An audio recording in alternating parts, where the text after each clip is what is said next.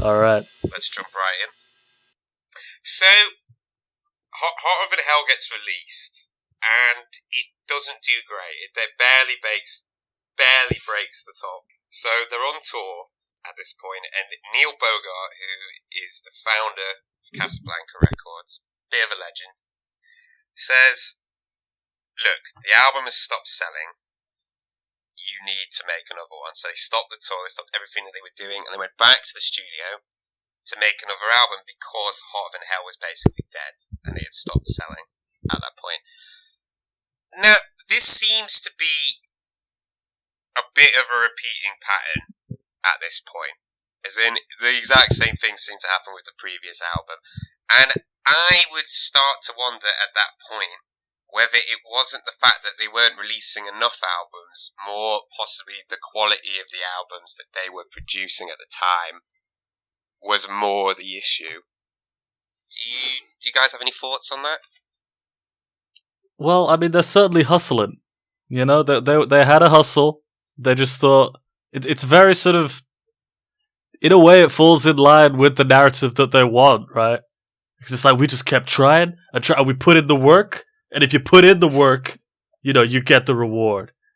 So it can, you know, they want to come across as this band that worked their way up, and you know, they paid their dues, so to speak. Yeah, so maybe they quite like themselves that fit into the as narrative. hustlers. They describe themselves as every day they were on the road and they were writing music every day. It doesn't quite come that way through some of the songs that came out, but they're portraying themselves as you know, constantly working, constantly writing new material. You see, I would argue though that sort of thing where they're trying to put across there's like this really hard work ethic doesn't really match up, or it doesn't really make sense, because essentially they're sort of farting out albums at this point without much like effort really put into the songwriting. So it's kind of more like, I mean, I think hustling makes more sense. It's kind of more like, you know, oh, let's just kind of, it feels more like they're sort of milking the thing for what it's worth. But regardless of that, Neil Bogart said, what we need is for you guys to essentially, instead of doing kind of all these gimmicky things like, you know, going on TV shows and acting sort of weird and stuff like that, you need a hit, like a rallying cry, which we'll get to later on. But on that note, he decided to produce the album. It wasn't the same producers as the last record, whose name I forget, or the record before, 2 records prior. And at this point, I would say that's probably the best decision that they've ever made, because the last album sounded like absolutely so horrendous. But that did run into some problems, obviously, because at this stage, they'd ran out of leftovers. They said they sort of milked it pretty hard on Hotter Than Hell, and they didn't really have any songs left over at this point. So they were essentially just sort of making things in the studio, and Peter and Ace would come in the evening and then sort of do their parts over the top. And not only that, but they weren't really writing a lot on the road either, which is why I don't really think it fits into this narrative of, oh, they worked really, really hard. Because by the sounds of it, like, they were touring a lot, but they really didn't put much effort into actually, like, trying to, you know, I guess do something different to sell more records, which is what they needed at the time. Like, there's a quote from Paul Stanley saying like, if it was a choice between noodling on our guitars or nailing a woman from the chicken coop, it was no contest. So they were sort of just fucking around, basically, just arsing about and not really like putting much effort in. And there was. Wait, and you said chicken coop, right? Didn't they have some like? Wasn't that like the name of like the room where all the women would hang out? And they would just go in there and do whatever they want with it, right? That's what it's called. That's chicken coop. So that's the thing. So they were basically like getting STDs instead of like writing music, and then like just not putting the effort in. And they more issues started to... I mean, I think that when you listen to the album afterwards, it does sort of paint a bit of a picture of where things are at. The whole thing took 10 days. 10 days to record, like, from start to finish. He didn't do many takes, Neil Bogart. He didn't like them doing many takes. He said he wanted it done quite quickly so they could get it out and then start selling it just so they could keep the whole thing afloat. So basically, they would, according to Paul, he would do takes, they'd be quite sloppy, but then they would sort of just keep them, just so they could just keep the thing going and send it out. And I don't know. I mean, I think that sort of shows in the end product. What do you guys think? What on the overall? Just like the rushed nature of its production. I don't want to be too harsh on that sort of stuff because this is a different time when it comes to music, and like I'm always amazed when I look back at like the 60s and 70s of like how much music, how many CDs were released in 1 year. So I don't want to sort of like single out like, oh, they were just sort of milking the cow too much, because even like really, really great artists, someone like, I don't know, Stevie Wonder or so on, were just releasing stuff constantly for his time, and it wasn't all that great. So I don't want to be too critical on it that much. I don't know, Danny, what do you think? I think that's true what you said, Alex, and I think I certainly believe the facts that you're giving us, Alexei. However, and it's probably just in comparison to the last album, I found myself at more than one point in my notes writing, "This feels like they're trying a bit harder." Mm-hmm. I don't want to overstress that point. I don't want to overstress that because there's some problems with this album for sure. But it just feels like sometimes maybe it is more to do with that bright eyes kind of, we just gotta make it, guys, feeling that I get on this album a bit more at points.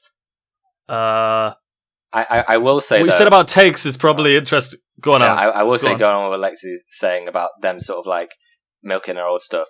I'm worried like what's going to happen next time for the next album, because I felt as though Hotter Than Hell used a lot of B tracks from Kiss, the debut album. And what I've seen from this album, they used a few tracks from Wicked Lester, like Paul and Gene's old band. So I already in the third album, I feel as though they're going back to the well way too many times. I mean, they're a young band at this point. So I do worry, kind of what you were saying, Alexei, about like what's going to happen in the future in terms of how much content they're writing, how many songs they're writing. Go on, Danny.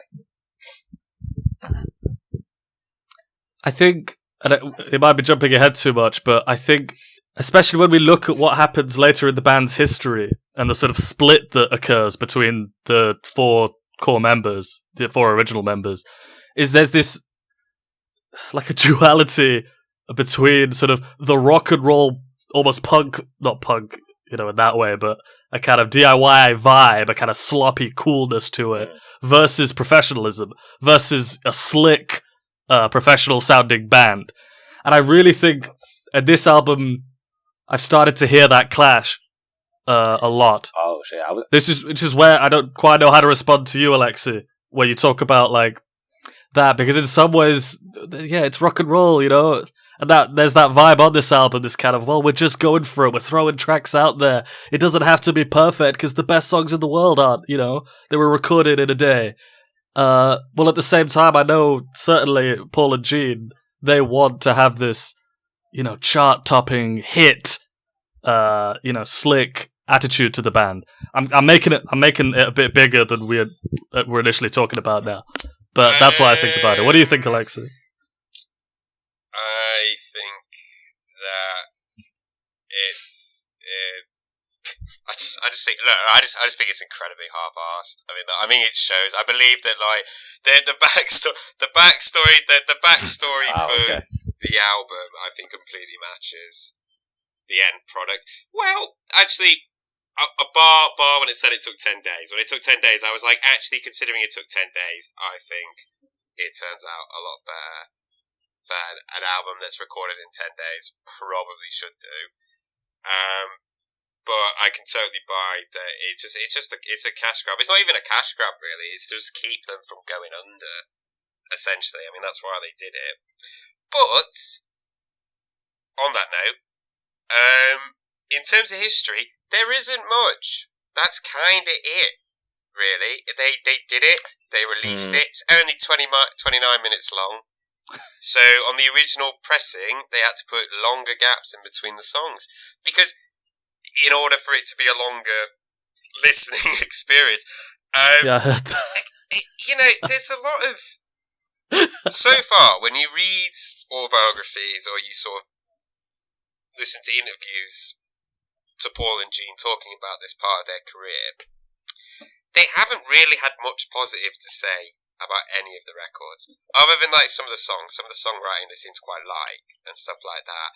But they're always kind of everything was sort of like a compromise in some way, things didn't really work out and stuff like that. And for people that sort of wax poetically about being essentially like the greatest band in the world, they seem to, shit on a lot of their albums, particularly from this period. But I think that might have something to do with Peter and Ace, sort of, because this is, I mean, we'll get onto it more later, but this is kind of like the last album, really, as a 4-piece. I know, obviously, officially they're still in the band later on, but when you sort of get into it, this is I had true. no idea about this. This is true. This is kind of seen as them all being more of a gang, and then it kind of goes off the deep end. Pretty much after Alive comes out. But anyway, it came out. It was released. It was released in bollocks. Where is it? I don't know. It was released 2 weeks after recording. Whenever that is, I will find out in a bit. And March 1975. March 1975. And because of the gap, because of the tiny gap between albums, there isn't really much to say about it at all. That's what happens. There's a couple of promos that came out. There was an interview they did with Tony Wilson, which is quite interesting, but not really worth talking about. They just kept the train going, kept the thing going. I was quite shocked how this is, by a few metrics, one of their more popular albums, like in terms of like listens and some of the songs on it. But there's barely anything written about it online. Not so much what you're saying from interviews or like the making of, but just like from fans. Like there isn't that much talked about it in terms of articles or like people who talk about the songs and the impact they have. It's quite overlooked. thrown back by It's it, actually. an overlooked one, I would argue, quite significantly, despite it having one of their biggest hits on it. But that isn't. We'll get onto it later. That isn't the version everyone likes. It's not, and it wasn't a hit, really. I think when people listen, when they think about that song, they don't really think about the version of the song. But it's quite overlooked. It's not really spoken about. People just kind of give, it's alright. Not many fan favourites on it, only 2, really. And, that's sort of it. But anyway, you get the album, you get it off the shelf, or someone buys it for you, open it up, and who's looking at you? 4 very, very, very handsome men wearing suits, and my God, suits. They sold out already. I would argue this is actually probably, at least at this point in their career, I can't say overall, probably the best cover. I would say. I think it's a good cover. I think they must have been going through a phase between the Hotter Than Hell, Dress to Kill era of just putting pointless fucking borders around that have no business being there, and not even that, but like borders crammed with the Kiss logo. Like there's not 1 or 2 or 3. There's like 1,000 Kiss logos. Some of them are upside down, and it's overkill. No, they don't. And they don't fit seamlessly. It's so the corners are blank. It makes no fucking sense. You can barely make out the name of the album, but like it's lost in this like fog of Kiss logos. So you have like bar that though. The main image in the middle. It's pretty good. It's quite striking. It's quite memorable. It's quite tongue-in-cheek. Feels quite self-aware. Quite striking. It's kind of nice. They're in New York, where they come from. I like it. I think it's a pretty good cover. Bar the border. The border is madness. Bar that. I think I'm inclined to. Now that I've heard you say that, Alexa, I'm inclined to agree more than I was going to. I just think it's not very. Again, hottest band in the world. I keep coming back to that. It's black and white. They don't look like a glam band. I guess that's the joke. That's the very funny joke that they're doing. But I just think I'd rather get an album cover that was hotter than hell, but a success. Like, not the complete mess that was. If they could successfully pull off a crazy, energetic cover, I think that would be better than a tongue-in-cheek, whatever this is. I guess you're right, though, man. It is, I don't think they've had great album covers at all so far. Hit on my point perfectly there. I would like to elaborate. It's a 6 out of 10 cover. It's not great. It's okay. It's good, right? It's not. It's the biggest band in the world or anything like that. It's not like it's not like that. But I think compared to the first three, if you put them in order, it's definitely the best. Definitely the best one. But I agree with you. I think as well, considering they had no money at the time, I think they looked at the constraints and thought, okay, what would be like something effective we could use with very little money? And I think pretty good. It's pretty good. What do you think, Alex? Yeah, I agree. I think that if they were a much bigger band at the time, they would have done another shot where a car isn't driving past in the background as much. Also, I agree with Alexei on this one. I think it looks good. It's like simple, and also I think it's the cover that reflects their music most so far. Like, it's more playful and more just like, I don't know, like we're here to have more of like a silly good time than like to really, really rock out compared to the last few album covers. Gene really stands out in this one, and I don't think in a great way. I think he's compared. The other three look really great, but Gene looks a bit misplaced. His suit, Alex. I actually know exactly what's off. I can tell you. It's partly he stood like a fucking idiot. I mean, that's the first problem. He's a little grin. Yeah, he just looks like a kind of cheeky giant child. But it was also because the suit he's wearing it's 3 sizes too small for him, because it was the manager's suit. He did not own a suit, which is kind of surprising, because I would have thought Gene Simmons is the kind of guy that would own a suit, but he does not. But it was too small for him. That's why he I heard Peter's the only one who owned a suit. I may get some tailor-made. He's really like Brooklyn. I can see that. And he's a bit like Tommy in Goodfellas. Yeah. But dressed like a cat. He's like, I made it off the streets. I bought a suit. What's the big deal? He's a horrible man.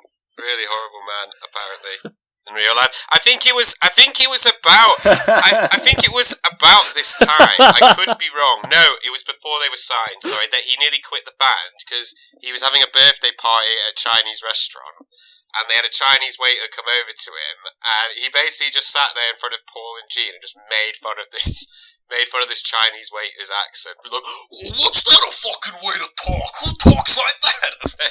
Apparently, Gene was like, Peter, he's just trying to take the order. And he got so annoyed that Gene had pulled him up on his racist, horrible behaviour that he nearly quit the band. So there you go. Fuck that guy. And no. Maybe not the nicest guy, but when it comes to vocals, life is complicated. This is why life is complicated. A very racist, angry man, but he also sang Mainline. That's you know, where do you? Yeah. Yeah, life's difficult, man. Anyway, where do you draw the line? So yeah, I think this album is. This is a bit of a hard one, and I'll get more into it in a bit, I think. But the production, for starters, it's very 70s sounding, but it's much better than the previous album. It is much better than Heart of Hell. It still lacks punch as well. I still don't think it's as heavy or as attacky as they should be, but I still think it's better. I think that the songwriting is more consistent. However, it's a difficult one. It's a difficult one because it's more consistent than Hot of Hell, but it's more consistently average. Mm-hmm. As in, I think the Heart of Hell was a bit more diverse. As in, it had a couple more.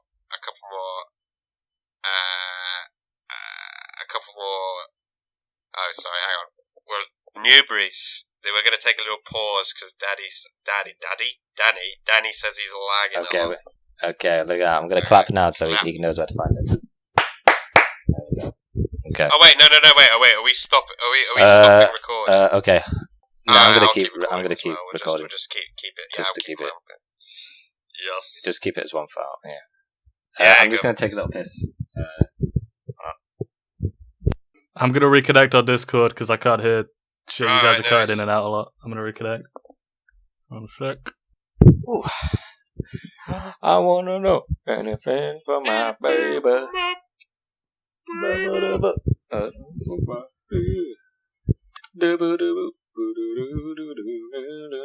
Hey. Hello. Hey.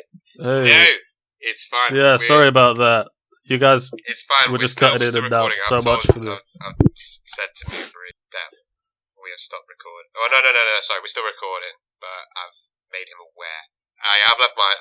Yeah, I've just left it running. Right, so I'm going to walk it back to Okay, about the songwriting. So I think the songwriting is go more for it. consistent, but it's very consistently average. I think that Hot of Hell has some highs that I don't think this album necessarily has in terms of songwriting. I think that it's a lot less plodding as a record. I think the performances are a lot tighter. There's a lot more energy. Peter Criss's drumming, actually, I think is vastly improved on this compared to the last one. I think you can sort of tell they've been touring a lot because they do sound a lot tighter. There's a lot more energy, more chemistry. Except for Gene.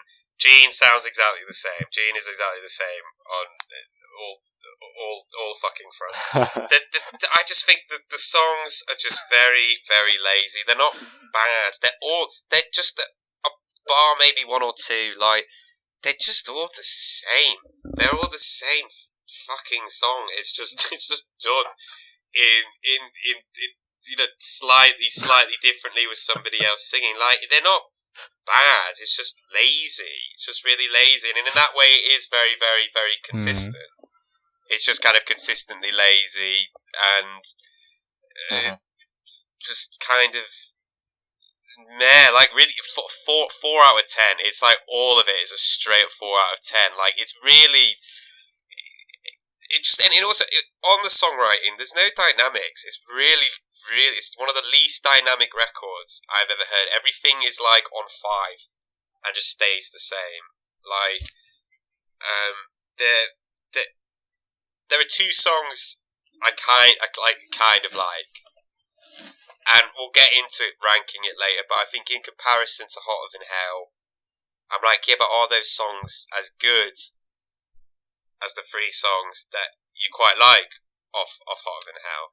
Ooh. You know, so it's a weird one, but it's also very, very short, like incredibly short, and I think that does work in its favour. What do you think, Danny? What do you think? Well, I agree with a lot of what you're saying, but I'm foreseeing some disagreements the more we talk about this, because just some of the, like, what you said about sort of consistency with this album, I agree with. I think, you know, it's not going up and down as much of either of the last 2 albums in quality. But where we place that quality might be a bit different, Alexei, because, for example, I don't know what high on Hotter Than Hell is significantly higher than this album. Yes, you do. I think they're most, for me, they're most.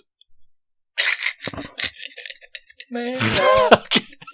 Well, yeah, so this mainline, maybe when you give it to me one time.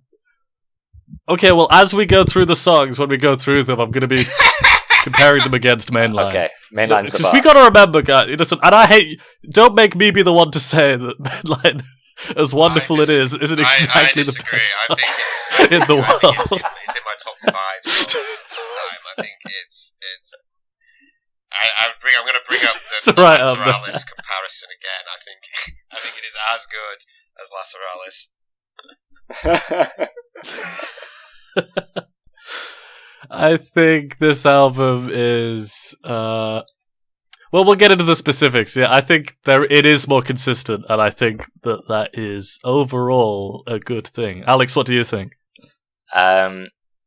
So in the build up to recording this, I watched a live performance from just before this. I watched some of a live performance just before this was released, and there's one part of it that really stuck out to me, which was Paul shouting, "Do you believe in rock and roll?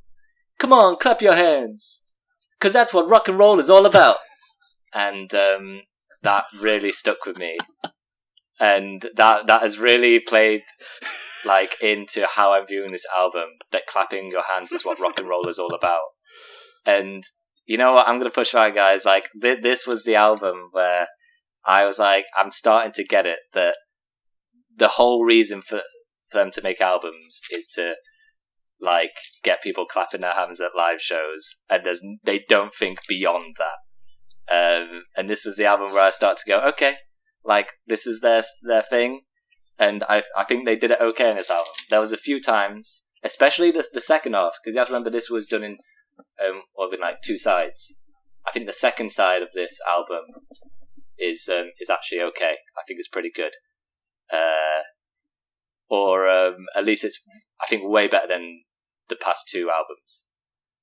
Far more consistent, like we're saying. There's no big misses. There's no kind of, the rapiness factor has gone down quite a bit, and there's no more songs about Wait a minute. There's no songs about mermaids and seas, but there is a song about a paedophile. I swear to God, there's a song about a paedophile. Wait, which one is it? I'll figure it out. Wait, 16-year-olds. Yeah, he talks about Well, that's gonna be the first song. So should we just get straight into it? Let's get to the songs. He wasn't even playing a character in that one. He doesn't do anything, and I don't know. Is 16 legal in New York? I don't know. Probably not. I'd assume so. I think it's different. I don't think so. I think America, it's all 18, isn't it? It was a different. It was a very, very disgusting, disgusting, bewildering time. I watched the Jimmy Savile drama, the dramatization with Steve Coogan in it, that came out recently, where he played Jimmy Savile, right? And obviously that's set in the 70s. Oh yeah. And there's this bit in it where essentially a girl snuck in that was underage, and Jimmy Savile raped her, and she committed suicide, right? And it actually happened. And in a suicide note, she said, a radio DJ, one of the disc jockeys, did this to me. So they have a meeting with Jimmy Savile in this documentary, and the guy that directs Top of the Pops. And the guy behind and they're there with the director of the BBC, right? And the director of the BBC is like, well, how could you why was there an underage girl in there in the first place? And then the director of Top of the Pops is like, oh, we try as hard as we can not to let them in. How can we possibly know how old they are anyway? Like that. And then the director of the BBC's like, damn it, you're right. And it's just the 70s was just, what the fuck was the 70s? It's just but there you go. Rubs off on this album. It was a horrible decade. Let's jump in. Let's jump in. On that note, let's just jump in. Let's jump in. So the first track, Room Service. Alex, what do you think? Coming off of Hotter Than Hell, this was a much better start to an album than the track we had on Hot and Hell. I can't remember which one it was. But it's just much tighter, much clearer. The drums, like you were saying, Alexei, just sound so much better. In terms of like the actual song itself, I mean, it's pretty predictable, but I like that Paul Stanley's going for it on this one. Like, I think vocally he's really giving it much more of an effort. And I think this is an okay opener to an album. I think it's all right.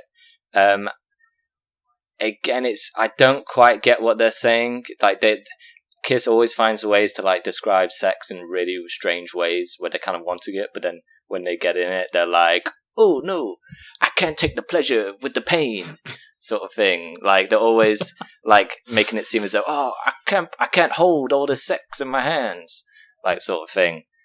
And like this, I think the first verse and chorus to the song, it's actually kind of cute. It's like, you know, a thing of they're on the road all the time, but then, you know, their girl comes and makes them feel better after a hard day's work. But then later on in the song, it's just room service is just them saying sex. There's no kind of cutesy metaphor to it or anything. It's just people coming up to them and asking for sex. So I think this was an okay opener.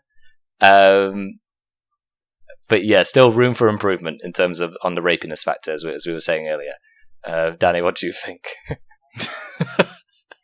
I agree with a lot of that. I think I was saying things like, at least there's energy. Yes, is the sort of vibe I get from this. I really just don't think it's a great song overall, but I just feel like, again, it runs against, in a way, what Alexei was saying at the start about the history, is that I do just think there's a little more effort going on. There's some energy here, even though the song is not on it. I think the solo is not great. The tone isn't good.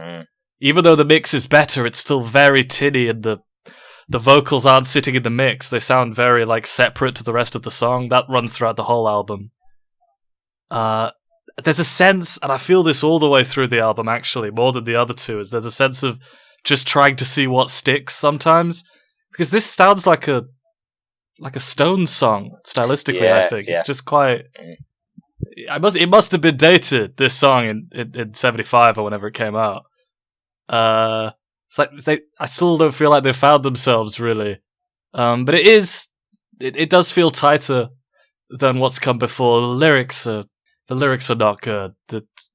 Even putting all the sort of sexism aside, just like I see her dad, he's getting mad. I hate that sort of lyricism. It's just now that is what Alexis was saying about effort. Let's like put in some effort to the lyrics, please.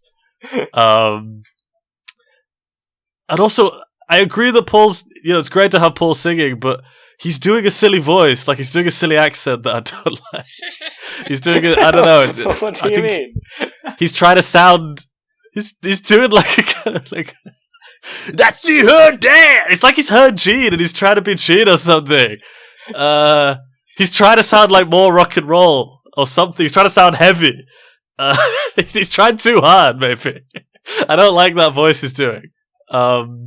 But overall, it's fine. I don't love it. Sorry, Alexei, what do you think? I think it's to be quite kind on it, to be honest. I think that it's on Paul's fucking vocals. It sounds like he's gargling something. It sounds like he's got like a mouthful of sweets or something. He's like, yes, that. It's just fucking rubbish. It's just fucking awful. It's like got something stuck in his throat or something. I think it's a boring like 50s rock and roll sort of groove. It's got the turnaround. Sounds like quite almost like David Bowie-esque, like something off like Ziggy Stardust, but not as good. Like off Rock and Roll Stars, something like that. Yeah, but a lot of this album, I know what you mean. They doubled up with acoustic guitars quite a lot, and I think that gives it kind of like a very kind of English, that's true. 70s glam sort of feel. I think that the fucking chorus sounds like some kind of farcical chase scene in a comedy from like the 60s or 70s, like where everything's like sped up. like, and they're being like chased, and everything Yeah. sped up, and then like the police are Gene's chasing after hiding him, and behind a newspaper, and he like looks over his head with like a fake mustache on or something like that, or like hid behind a plant pot. It's like, it's just like. This is what I'm saying when I heard that clapping your hands is what rock and roll is all about. It's songs like this. It's sort of like, it's just like, hey guys, like we're getting together and just having a good time. Like this is how they see rock and roll. I'm starting to feel like. Yeah, maybe. I think that I just think it's just, I don't know. I mean, it's just a bit rubbish. It's okay. It's all right.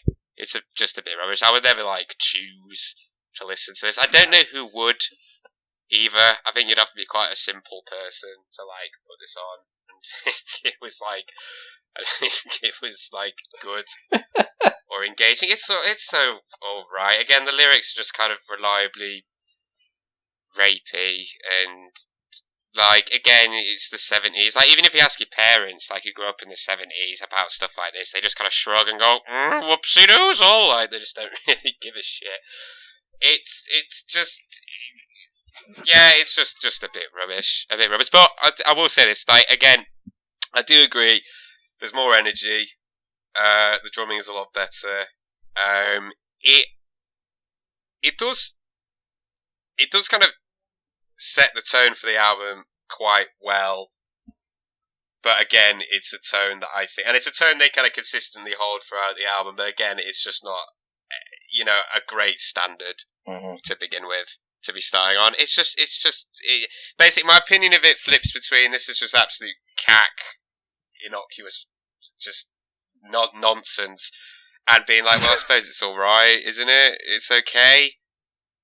I don't know. I don't know. It's never gonna get past the 4 bang. If you caught, it depends what day you caught me on. I'd be like, yeah, it's fine. If I was in like a bad mood and this came on, I'd just be punching walls and stuff, being like, well, why? You're grown men. Why are you writing this? You know what I mean? Like, just even like the name, like the name of the song. Like, when Family Guy do like cutaway sketches to like fake sitcoms and stuff like that. If there was a sitcom called Room Service and this was the theme, it would like perfectly make sense. Anyway, it would work. That's what it should. And also, there's something else. Can we have a sitcom based on the next song? Yeah. I mean, the other thing is like the I can't remember. Oh yeah, the other thing is that Gene. I mean, I'm gonna mention this every time it rolls around. Gene does so many backing vocals on this album, and it just takes so much life out of every bit of music. Like, his voice is just so strained and monotone, and just really, really weak. And I feel that, like, every time he did this on the last album as well, every time he does backing vocals, it takes any sort of edge and danger out of everything, and that goes for this as well. And I'm going to bring it up every single time because I swear it's every track. I'd be very surprised if it wasn't. Anyway, track 2, Two-Timer. Alex, what do you think? Speaking of, kind of going off what you just said, Alexei, like, I'm growing pretty tired of these Gene songs. I think there's too much growling. There's too much like just kind of throwing his voice to it. Again, I'm gonna say again. At least it sounds better than on Hot on Hell, like production wise. And I don't really have too much to say about this other than it's nice to get like a Cook song from Gene. Like, it's just something I really didn't expect. I just really, when I first heard this, I could have swore I was getting it wrong, and I was like, oh, he's gonna spin it at the end where like the girl, he's the one who's like sleeping with all the girls. Like, he's gonna spin it to make it seem like he's the cool guy, but no, I mean, he's just, this girl's cheating on him, and he's feeling pretty down on it. I also think it's quite a weirdly structured song. Like, there's like 2 verses at the beginning, then there's a chorus, then there's just more choruses. I think it's a bit of a weird one. But I don't really have much else to say about this. I think it's probably one of the most forgettable songs. Actually, yeah, there's not too much to it. I don't think the riff is good enough or catchy enough to like justify how long it is, especially towards the end. It keeps going. It goes on forever. Yeah, Danny, what do you think on that? Yeah, I think I agree, Alex. I have the least to say about this than any other track on the album. I just think, again, what you guys have both said, Gene just sucks the energy right out of the album. It takes a turn here, and he's like Paul. He's doing a stupid fucking voice. He's fading this weird accent for this song. He's really not a good singer. Yeah. I don't know. It's like they've heard, I don't know who they've heard, like a good vocalist or something, and they're trying to like mimic that. I don't know what it is. It's in danger of falling into the sort of ploddy riffiness of the last album. Again, something very Gene-like. I've not got much to say about it. It's just it has more of that feeling of also of the sort of women as the enemy again. Although, like you say, Alex, that is true. It is nice to hear a cuck song from Gene. I'll agree with that. I really have little to say. It's boring. It's probably was certainly the most forgettable track on the album. What do you think, Alexei? I mean, I totally agree with you about Gene Simmons. I'm just picking up from the last point I made, basically, but I just think it's so, like, how wank is it? This guy dresses like that, and he acts like that on stage, but he sings like a wheezing old man. It's just like, he's like the demon, and he comes out, he's like, yeah, and stuff, and he actually finally sings, and he's just, it's just like, it's so underwhelming, like, I don't know. I mean, when it first came on, I was like, "Thank God for a minor chord," because Jesus Christ, like they do like their major keys, but it's got kind of a nice like Ringo style fill that comes in after the intro that for some reason I quite like. But then as soon as the actual song like kicked in, I was just like, "Well, here we fucking go again." It's just another like bluesy rock and roll sort of just shtick, and it's just, again, his horrible voice comes in, and like the chorus is very, very stiff, but I'd say the chorus is probably better than the chorus in Room Service. I mean, again, the lyrics a lot of the time I just zone out. I really do. I really just zone out with a lot of the lyrics. I mean, like, I really, really do. Me too. Again, I mean, yeah, like nothing to say. Just, again, I don't think it's... I mean, again, the mean average of this record is like a 4 out of 10 with like a standard deviation of about like a half, like 0.5 sort of thing. And like this is like, again, in the bottom end of that radius, it's kind of like a 3.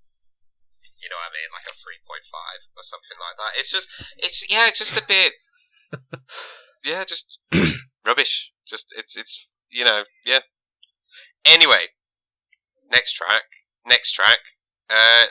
Rubbish. Ladies Next in track. waiting. This is another Gene cut. Is worth saying. In fact, I should probably mention it was Paul. So far on the album we've got two Gene cuts and one Paul. Alex, what do you think? I think Danny mentioned something about like a lot of these songs sounded very dated even for the time, and I think this one sounds incredibly dated. And I think it's worse than the first track in terms of maybe not rapiness is the word, but sort of just predatory sex stuff. Just literally describing women as meat waiting in line. I also think it sounds very messy. I think the guitar, I'm not sure what, but like the mixing on guitars is all off, and I can't really get a good feel of it. And also, I mean, at least with Two Timer, I can sort of get the feeling that Gene is really trying with his vocals, even if it is a complete misstep into what he's trying to do. This one, I didn't get any enthusiasm for it. This sounds like a throwaway track they wrote incredibly quickly and cobbled together quickly. Also, going back what we're saying, like how Gene sounds, he sounds so old here. Like he just sounds like an old man in a pub leering at women. Like no, I'm not joking with this. I'm not joking with it. The song that came to mind is Aqualung by Jethro Tull. You know, like the way like they describe like the old man in the park. Sitting on a park bench, well, like he's Aqualung. Oh wait, no, leering. No, the character he made. Yeah, the character. This sort of yeah. Yeah. Yeah, just the person I can picture in the song is just lame as hell and just old and withered and just leering at these women like, you look like you taste good, sort of thing. That's all I got to say. The last thing is also I just really hate like the rhyming structure is. The selection is inviting. They sure look hot tonight. The ladies in waiting will show you what it's all about. I mean, it is shit. You know what I put? It sounds like he's... You know when singers just like, they'll say random words to figure a melody out? Like, they'll just kind of like, when they're trying to come up with lyrics, they'll just say random words. Having the kind of marking, I could be wrong. It sounds like that. It sounds like he's just saying random shit. Mm-hmm. Like, you know, it'll be like, you know, when like... that bit in the Pick of Destiny where Jack Black's just saying random words when they're trying to practice in that pentagram, and he's like molten lava. So like it's molten lava. Ladies are looking so good, and it's just like done. Danny, tell me what you love about this song. Just give me something. Come on. What I love about this song, Alex, is there's a layered guitar break after the first chorus, and I think it's the best moment of the album so far. That is everything good I have to say about this song. Thank you. I don't even know if you guys remember. It's just kind of... It's a very Ace. They just layer a bunch of... Yeah, that bit's great. And it's got that kind of 70s rock and roll vibe charm to it.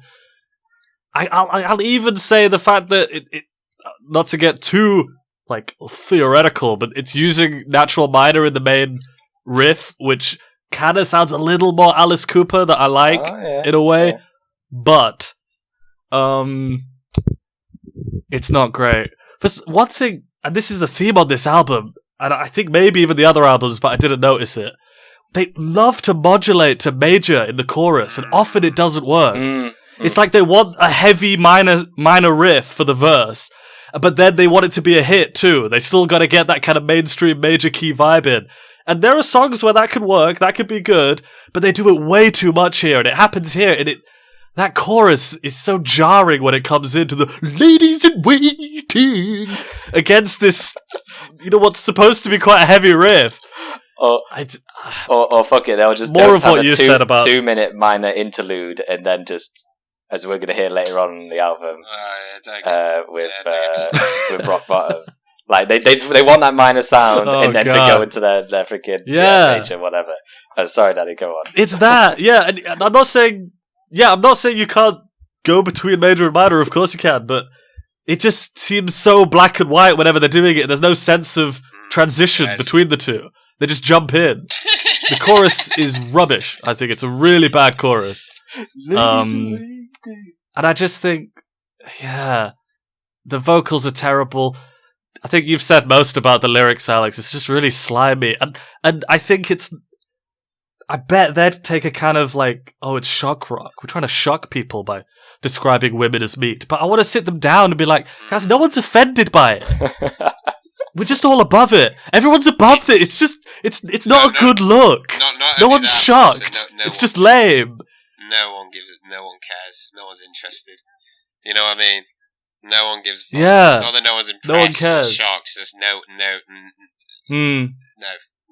cares. It's ridiculous. Ridiculous behaviour. Yes. But that one layered guitar bit after the first chorus I liked, so I'll focus on that. But apart from that, not great. Alexei, what do you think? I think, I agree. I think that the chorus is cack. The chorus is absolute shit, and the whole thing feels confused. Yeah. Is meant to be. It feels like it's meant to be a bit cheeky and like light-hearted, but then there's all these like fucking minor changes that makes it sound almost like a bit sinister. Like the two on together, which in a weird way just makes the whole thing sound quite predatory. The vibe's off. Do you know what I mean? It looks like that creepy like Ice Cream Man on the front of that Cold Chamber album. Do you know what I mean? It's just like it just feels kind of off and weird. But you know what? Good guitar solo. Guitar solo is good. Backing vocals are fucking awful as usual. It's just, I don't know. I remember when it kicked in, I was just like, oh god, there's more Gene, another Gene, 2 Gene songs in a row. Like, there's that. Like, you're in a band with. Yeah, they fucking need to can that. And they need to stop that. They don't though. They just. I'm pretty sure they double down on it until it gets to the 80s, and they absolutely start they start smashing it on all cylinders.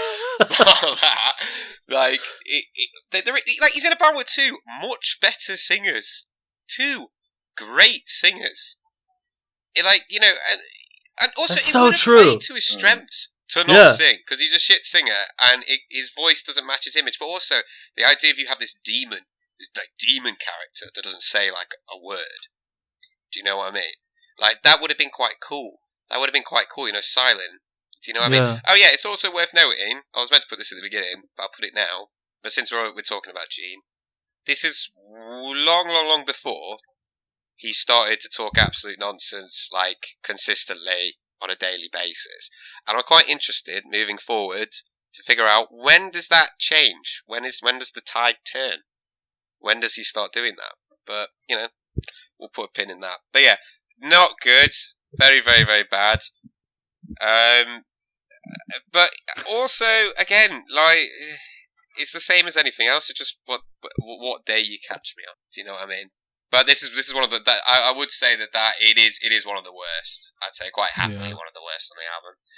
But moving on, the next one, Getaway. Now this was written by Ace, so this is Ace's only writing credit on this album, but it's sung by Peter. So it's quite nice to have Peter turn up again. Surprisingly, not a lot of Paul. Nice to have Peter. Surprisingly, not a lot of Paul. So nice far, to have only the one track, and it's a dud. Thanks, Pete. But Alex, what do you think? Getaway. What do you think? This one's a weird one because it just doesn't feel like Kiss to me. I think mainly, especially on this album. Is that a good thing or a bad thing? But this, I'm going to say for me, it's not a good thing. I think this was the one I had to go back to and go, oh, wait, which one's this song again? And like really try and pin it down. I will say, it wouldn't be a Kiss song without an awkward drum intro. I think that this is the one for the album, where just a so like just so like, nothing to it. It doesn't introduce you well into the song at all. Well, you can see because it's with Ace and Peter writing it, like there is a very different feel with it. Like the rhythm is very different to a lot of the Paul and Gene songs. It feels, I don't know, I kind of want to say less guitar focused, though I do think we get a hilarious guitar solo in this one, because for me Getaway is a very kind of cutesy boppy song. It's got a good boot, and then at some point they just come in with a shredding guitar solo for 30 seconds that just comes out of nowhere. I don't think it mixes in with the song very well at all.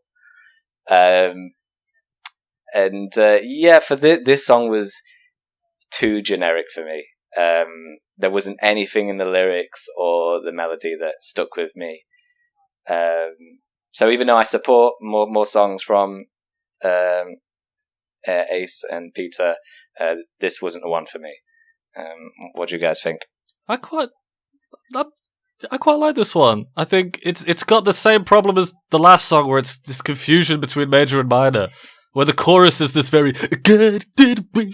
should I stay or go, but then also the chorus, I guess the post-chorus, or maybe that's the bridge. Anyway, where he's doing the getaway, is very minor, and so I think. See, I like the guitar solo, Alex, because I like me some shred, but it's not mixed well, and the guitar tone problems of the first album are slipping back. But even a good guitar solo, and you're right, got it to doesn't be like sit with the rest of the track. Song. Yeah, that's what I'm saying. Yeah, sure. A guitar solo is only ever as good as the backing section, like the rhythm section. So in that way, I don't know. I just like hearing him doing his widdly widdly. We haven't had enough of that on this album so far, and I want every Kiss track to have a widdly widdly Ace Frehley guitar solo in it. So I liked that was there. He is so much better at singing than Gene. It's ridiculous. And even his screams at the end. He's a great singer. Yeah, and there are some lovely screams at the end of this when he's doing his "Get away, get away." I really like that during the fade out. I laughed at the drum thing at the start, man. That's just funny. And that is what Alexei was saying about how they didn't do many takes, I think. Because just do that again. Because he goes like, it's just this complete... It sounds comical. Is it? Yeah, that wasn't his best moment. That drum intro. It has like a little riff. It's like da da da da. There's like a little da da da, and he goes. I think I need to listen. I think I need to listen to this. Oh wait, I know what you're talking about. Wait, no. He goes da da da da. He goes boop boop, and it's like proper out of time. Yeah. Yes, that bit. Yeah, that bit's just fucking lazy. I think that's most of. Exactly. Why didn't they just go on, Alexei? No, I was just saying that. Why didn't they just do another take? Do you know what I mean? Yeah, do another take. It's 2 hits, isn't it? In a way, it reminds me of Mainline in a bit, but it's not nearly as standout as Mainline. In that sort of majory Peter Criss chorus, that classic major key Peter Criss chorus, it's got that Mainline feeling. I do think the guitars. Don't you fucking dare compare it to Mainline. I would not have. I would rather you back into my child with a Range Rover. Compare it to Mainline. I don't think you understand. I think Mainline is one of the greatest songs of the 20th century. I think it's the only time you can justify. As someone who believes wholeheartedly in the importance of subjectivity and everyone having their own opinion, I would still like to retract my statement. It's nothing like Mainline. Okay. Thank you. The lead guitars suffer from a similar problem the vocals have with the mix on this album, where they're just not sitting in the track at all. They sound very separate, which really comes out in the guitar solo here. I even thought the bass was quite good on this. I mean, in the same way, you don't grade the kids in the lowest set the same as you grade the high kids. But quite busy as well. I thought it fit the song. And we had a bit of cowbell. The cowbell came back, which was lovely to see some more cowbell. Great return. Yeah. Alexei, what do you think? It's like it was like they were in there for 10 days, and for the first 3 days they'd lost the cowbell. And then people's like, I found it, Paul! Started using it. You know what? I put the same thing about the bass. Thought bass was alright. Thought bass was pretty good. I said it's quite, it's in the higher register. I said it sounds a bit Paul McCartney-esque. Yeah? Which, I actually squiggled a portion of that out, and I'm not sure why. Probably because I just thought, well, it's not like that, isn't it? It's not that good. But yeah, it was alright. It was alright. It sounds nicked, actually, and a lot of all of this. Actually, there's quite a few moments on this record where I think that sounds nicked. That sounds like it's another song. Mm-hmm. Do you know what I mean? Like, they sound like they just kind of robbed it from somewhere, and I think this kind of sounds like it. Again, just Gene's backing vocals just fucking ruin everything. He's like, I've got to get away. It's like, just rubbish. I put in big block capitals. Just stop letting Gene do backing vocals, because it just takes because also this song has a bit more energy than some of the other songs on the album, and I think it. Again, just sucks the life out of it. It's just very dull. Again, very dull. I think I like the guitar solo.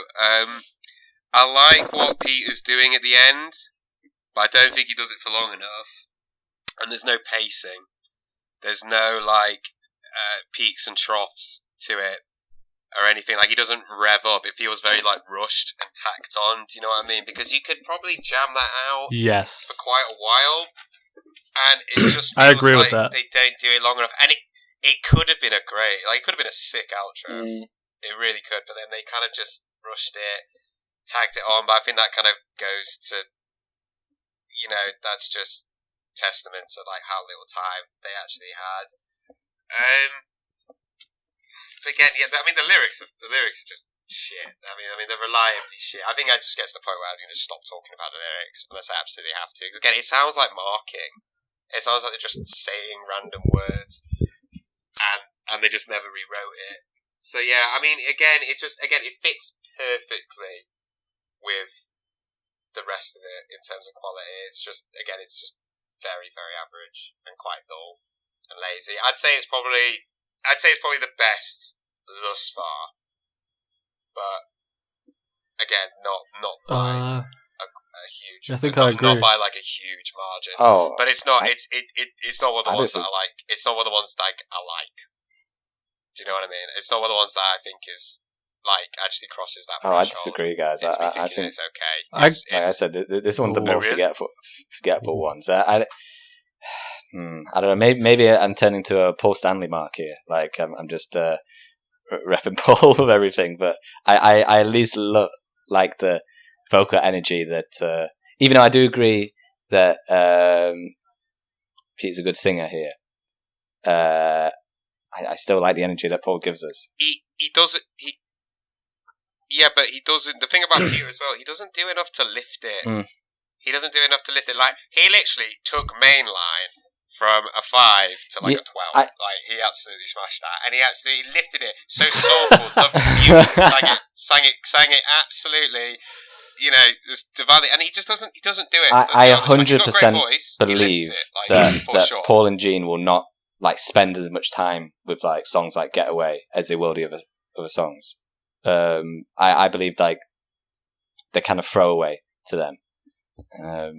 So what you guys saying was if they gave it a bit more time and they sort of played with it a bit more, it could have been really great. I really don't think Paul and Gene saw it that way. I think it was okay, you get your track and that's it. We'll move on. That's the feeling I get from it anyway. It's very cruel. Well, they actually tried to tried to encourage them to write more. Okay. They liked it more of a Beatles thing. Okay. So they wanted them to write a little bit. They wanted them to but I bet they were gaslighting them too. They actually say, they would have done a fair share of gaslighting, but they also said that Peter just couldn't. They said he just wasn't musical at all. He didn't know what a verse was. He didn't know what a chorus was. I mean, I can believe that. That's something that I can't believe. And they'd have to say, "Oh no, Peter, it's that bit where it goes boom boom caca," or it's the bit that goes da da da. His music theory knowledge was shocking, absolutely shocking, and I can believe that. I can full-heartedly believe that. But what a voice! What a voice! That angel! What a voice! Next, rock bottom. How are we going to talk about this one? Okay, so this is actually I haven't marked who wrote this. Actually, shit. I assume it's Paul. I'm going to guess it's Paul because obviously probably Paul. I've got a mind Fraley and Paul, so Ace and Stanley. Did he write that? The intro, I guess. Yeah, that nonsense. It's not an intro. It's half the fucking song. That's true. It is half the song. It's the entire 2 minutes. track. It just consumes it's 2 everything. minutes. Yeah. It's 2 fucking minutes. That's not an intro. That's I've had wanks that have lasted not as long as that. Actually, that would make sense. 2 minutes. 2 minutes is way too long for a wank. That was a terrible analogy. Anyway. Okay, I'll. How you do it to rock bottom? Sorry, Alex. I'll talk about this one. I feel as though maybe for Gene. Sorry. I feel okay. Because Gene just strikes me as a guy that would take a long time to wank. He just it would take him. I love edgy. A solid. Just over his Kiss memorabilia. Yeah. He fucking loves edging. It takes. I bet he thinks it shows I bet he thinks it shows discipline. The problem with all of these millennials and these Gen Zers is that they've lost the art of edging. He's probably trying to copyright edging. I invented edging in the late 70s. Anyway, Alex, go on. Rock Bottom. No, okay. Even though I feel so, I'm much more positive on this album as than you guys. After Rock Bottom, I had to take a break because this song, like, I'll go through it with you. When it first came on, I literally stopped what I was doing, and I was like, "Oh, now this." Like, what turn are we going to get here? Like, this sounds very different, you know, this sort of like, it sounds like the beginning of a metal song. You know, it sounds like it's going to be built into something big. And so I stopped and I was listening to it. And then, you know, for the 2 minutes, it just keeps on going. It doesn't really build anywhere, but it just keeps on going. And I thought, well, this is definitely interesting. Like, where is it going to go to? Then it stops. And then we get, I don't know, what do we call the second half of the song? I guess that is the rock bottom, isn't it? That's rock bottom. That's just. I know we said the word generic and like dull a few times, and like rushed, but this has got to be the most just thrown away song they've written. There's really nothing to it. And compared to the anticipation I was feeling at the beginning of the track, I had to stop listening to the album for a while because I just couldn't take it. I don't have a lot to say on this track. Just that disappointment. Again, Paul really goes for it, which I admire, but there is nothing to Rock Bottom. I'm sure you guys could break down the two sections better than me. Please, somebody.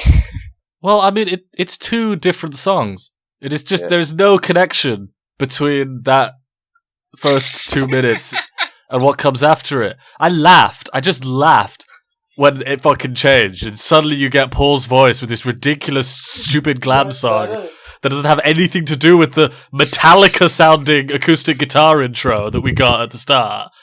Mm-hmm. They're just, it does sound like Metallica.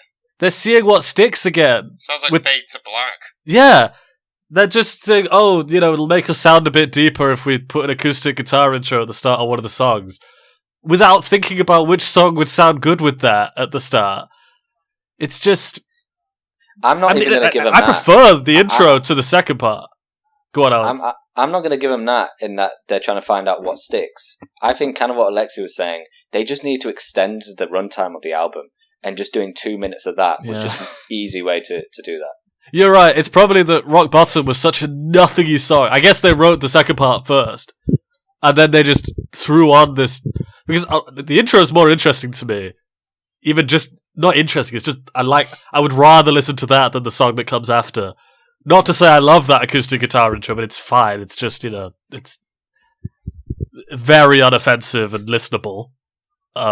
While the song that comes after is so nothing. At the time, that would have been like a really cool and interesting sound, right? Maybe, but again, we've had Stairway to Heaven at this point, haven't we? We've had a lot of. It's not that crazy or experimental what they're doing. It's just an acoustic guitar intro. You're right. Maybe for a hard rock band that looks like Kiss to do that, maybe it is a bit, amazing, but I don't think so. It's just nothing. I've got nothing to say about the actual song itself. They are not even a little bit connected musically, those two sections. So yeah, I'm not into this one. What do you think, Alexei? It's fucking night and day. It's ridiculous. It's they're not in the same key. It's completely different vibes. They get different instruments. I think there's a reverse guitar at the beginning bit, but it's buried. It's absolutely buried. But there's something there. Maybe. I think they're trying to parrot Zeppelin at the beginning bit, like what you said. I think they're trying to parrot Zeppelin, and then they go into this like really sloppy kind of AC/DC style up-tempo rock song. They're just it's night and day. What's the point? What is the point? It serves no purpose whatsoever. It could have been an interlude. Interlude would have been fine. And it's, I mean, like, it's all. Yeah. But that's the other thing. It's all right. It doesn't build. It doesn't go anywhere. It kind of revs up a little bit. It's not like hypnotic enough to it to be quite psychedelic. If you listen to a lot of, but it couldn't have made a full song either, because who would sing it? None of their voices would have fit. None of them. Like Paul's maybe at a push, but even at the beginning of something like Black Diamond, it still sounds a bit like, I don't know. It just doesn't really fit. You'll find this as you go on. A lot of like Paul's more acoustic moments, he doesn't really gel with his voice. Like, but you could tell that they were using every single idea they had, and because they easily could have shelved it for something else. Like, I think that they're clearly just trying to milk every last single idea that they have just to extend the runtime, because it really doesn't make any sense whatsoever. Musically, it doesn't make any sense. Tonally, it doesn't make any sense. It's just, yeah, it's just pointless. Absolutely. However, Come On and Love Me. We got another Paul one, which is good. So that's kind of like, is that three Pauls in a row? No, he's had 3 in total. He's had Room Service, Rock Bottom, and this. This, by the way, interluding a little bit, this is the second fan favourite. This was the other single that was released. I can see that. Of this record. So this is seen as kind of a bit of a fan favourite, but not a huge fan favourite. It's not like a massive fan favourite. It's kind of like, if you're a deep dive, if you're kind of a member of the Kiss Army, this is seen. This is quite well known. But in the kind of broader spectrum of their songs, it wouldn't make it onto a greatest hits, I don't think. Or maybe it has. It might have done. I don't know. If they were doing this era, it would definitely be on there. But in the kind of the broader sense, it ain't on there. But this is quite a significant track. I think this is now when we've come onto the second side of the album, and I said earlier, I think this side is much better overall. I saw that this one was quite a popular one. I'm still kind of trying to work it out why as much. I kind of like that the acoustic guitar is kind of a bit up in the mix in here, like a bit higher in the mix. And I like the refrain, "Come on and love me." Like, it sounds very different to what they've done so far. But I'm still getting the sort of icky, kind of Gede and Paul sort of sleaze from this. Maybe I go to the lyrics far too much, but just sort of the you're looking every inch a lady. You're good looking and you're looking good like you should. You're looking good. No. You're good looking and you're looking like you should be good. I mean, that stuff just makes you groan every time. It's the lyrics. The lyrics really are fucking appalling. Like, there's a quote, by the way, whilst we're on the lyrics, I like to quickly interject, that Paul made in his autobiography. I think I've got the same one. He was quoting some of the lyrics. I think the lyrics he said were, oh shit, I should have wrote them down. They were you're a dancer, a romancer, she's a Capricorn, and I'm a Cancer. She saw my name in a music magazine, and he was like, I couldn't try to write a song like that now. Like, I couldn't, it was so me at the time, even if I tried to make a song like that. You know what I mean? I couldn't, and it's just like, well, what happened? Did you it's like, what happened? Did you buy a dictionary or something? I've actually got a different quote, which, again, sort of about where he's bigging up his songwriting at this time. Like, again, I'm not sure what particularly about this song that he likes so much. But he said something earlier. He said early on, he was much better at writing free association and just sort of, he says, purging himself into the song. He says, it was very autobiographical and very much a point of view of lifestyle that I was living in, but it wasn't a calculated study. I was basically spitting out a song. which that I believe that he just sort of like spit this out, and it worked. And it's funny, someone mentioned earlier that like a lot of these songs sound as though they just heard something, and then just sort of played on what was popular, what they heard at the time. I saw that this one he said was he just heard "Question" by the Moody Blues. I'm not sure if you guys know that song. And he said like he got like he just heard that on the radio and just like, okay, let me try that.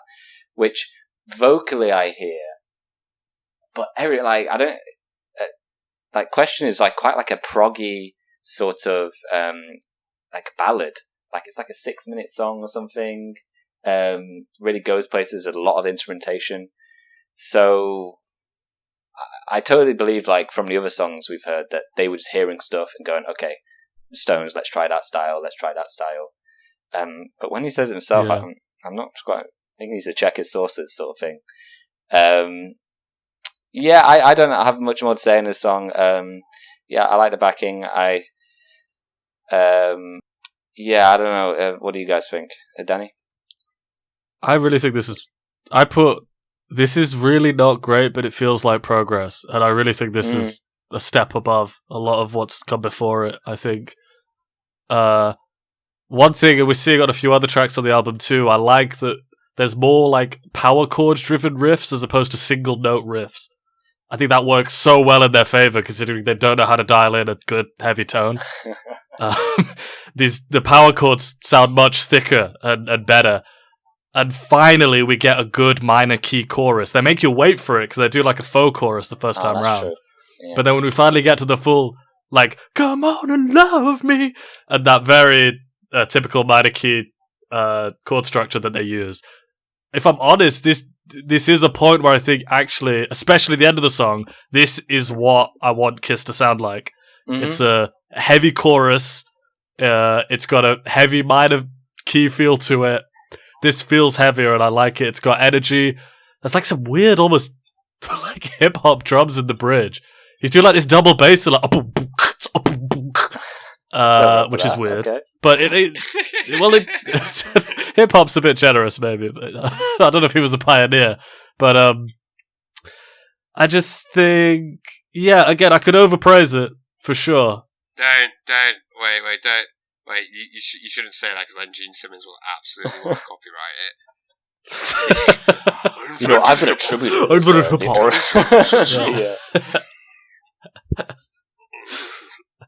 Yeah. Okay. Well, it's just there's some weird drums in the bridge. I don't know what to say. It's like very busy. A lot of his playing can be a bit busy for better and for worse, Peter. But like I said, I really like. Sometimes it's a bit. Go on, Alexei. It's a bit like outsider art. I was saying it's a bit like outsider art. Yes. Sometimes you're just like, that's an interesting take. When it's probably he was just trying to play. I agree with that. I think Peter's playing here is kind of here it works because it's a weird choice what he's playing, but it actually works in the end. Sometimes it doesn't. Often it doesn't. I liked it. I think this is exactly what I want the band to be doing. Is songs like this. What do you think, Alexei?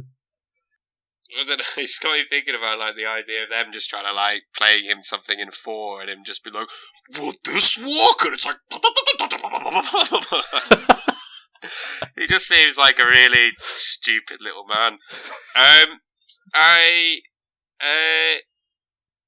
like this one. I think it's alright. I think it's pretty good. I like this one. I think it sounds a little bit like "Gimme Shelter" by the Rolling Stones, but they're not as good. Again, the lyrics just sound really half-assed. It sounds like he's marking and just trying to like. It sounds like a first draft, 100%.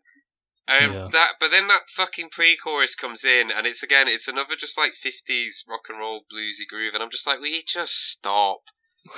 Like it's so lazy and it's so dated for the time. However, the "Come On and Love Me" refrain, they're like.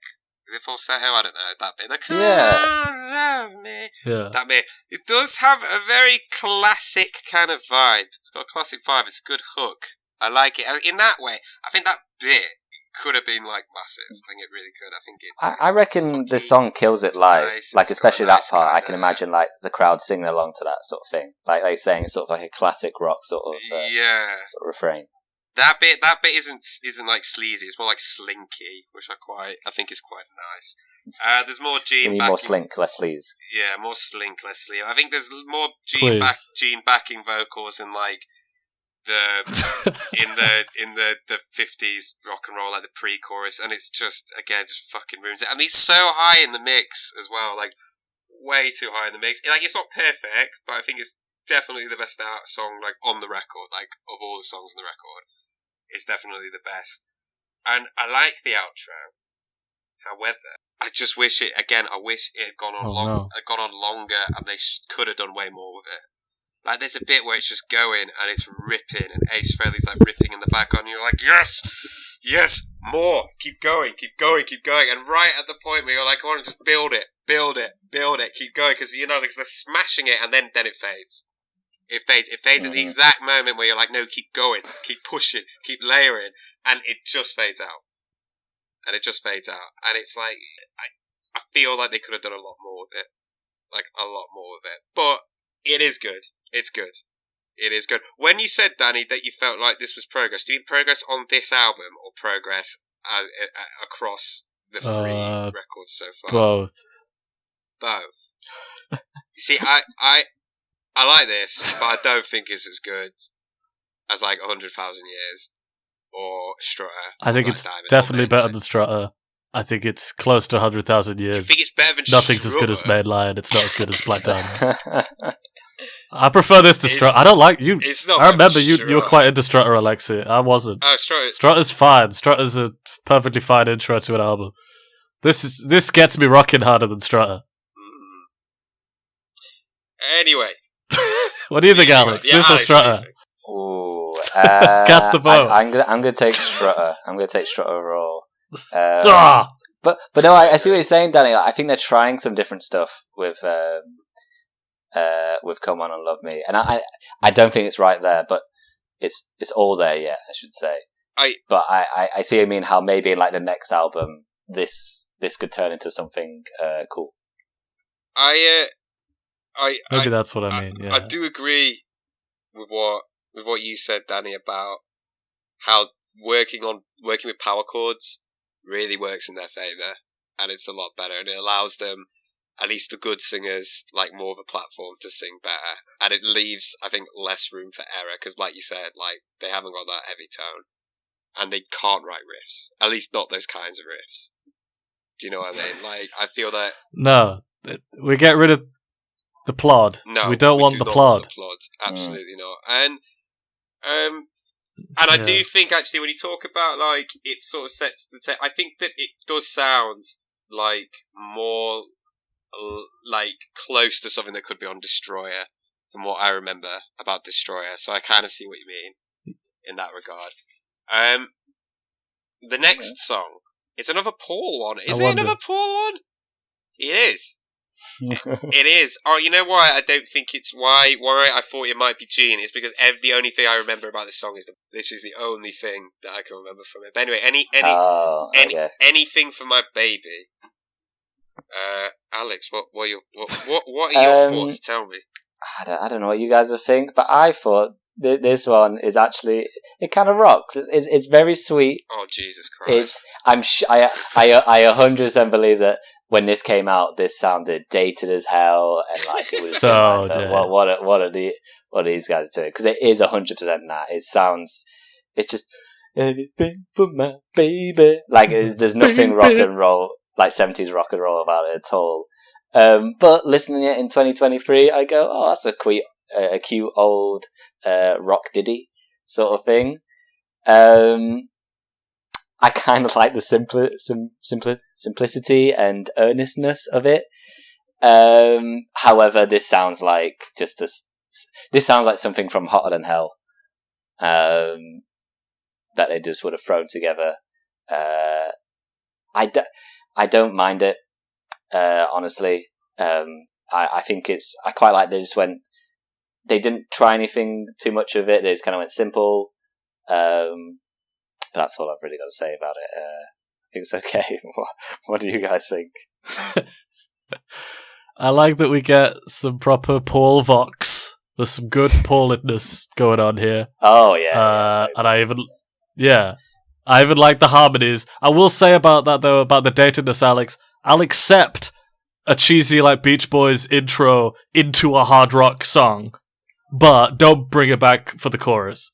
I think it worked as a little intro to me, that cutesy harmony bit, but I don't. It clashes with the rest of the song too much as a chorus. I think I like the rhythm guitar more here. It's doing that sort of rock and roll,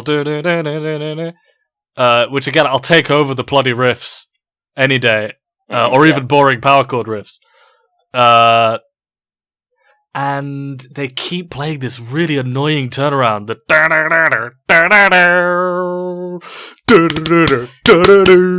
which is really boring and becomes very grating very quickly. For what did you guys think of like the drums on this one? There's a lot of like. That's it. I don't remember them so well. I don't think I was so into them. I just think it's more of what I've said about a few tracks so far, where it's really not a great song, but I can just hear some effort compared to what's come before. I feel like although it was phoned in, they were like, okay, but let's, or at least maybe just Paul was like, okay, but I'm going to try and get a good song out of this anyway. I'm not just going to completely phone it in. Alexei? I mean, I have like nothing to say about this one. I think that like it sounds like the beat. Oh, come on! I think it sounds. My baby.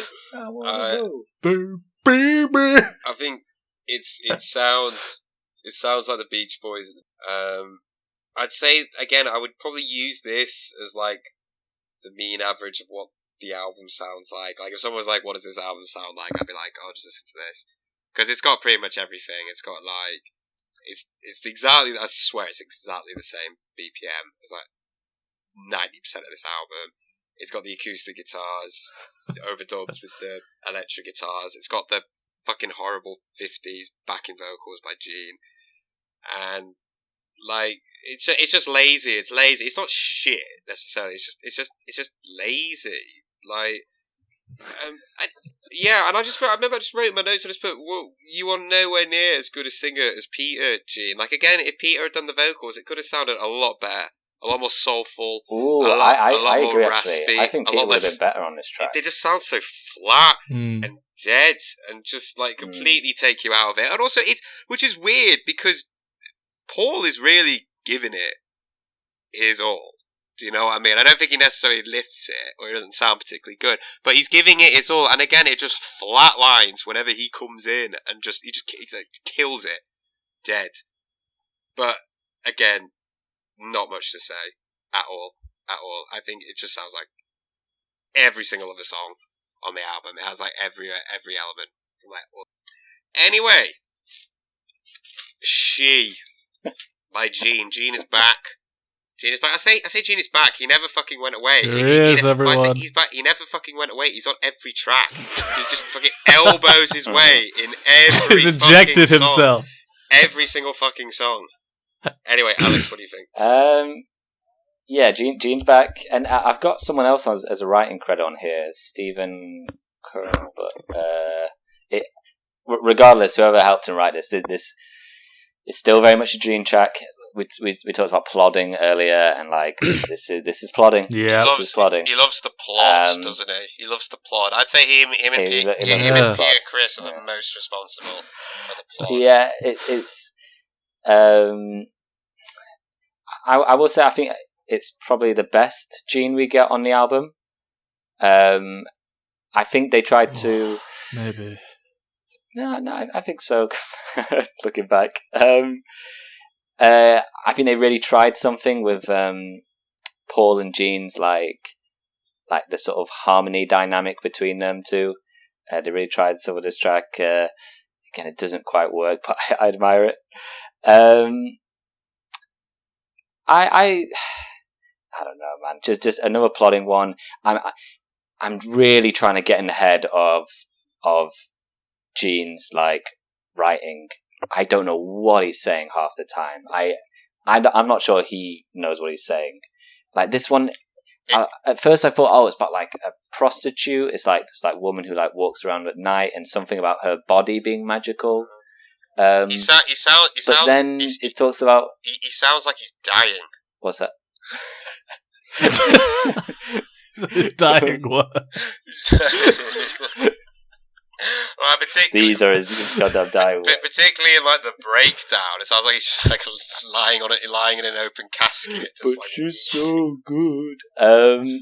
Yeah, I can't work it out. Doing well for others, she doesn't really know. The powers are within her as she takes off her clothes, and then everyone knows she's so good. I really can't figure out like what is going on here.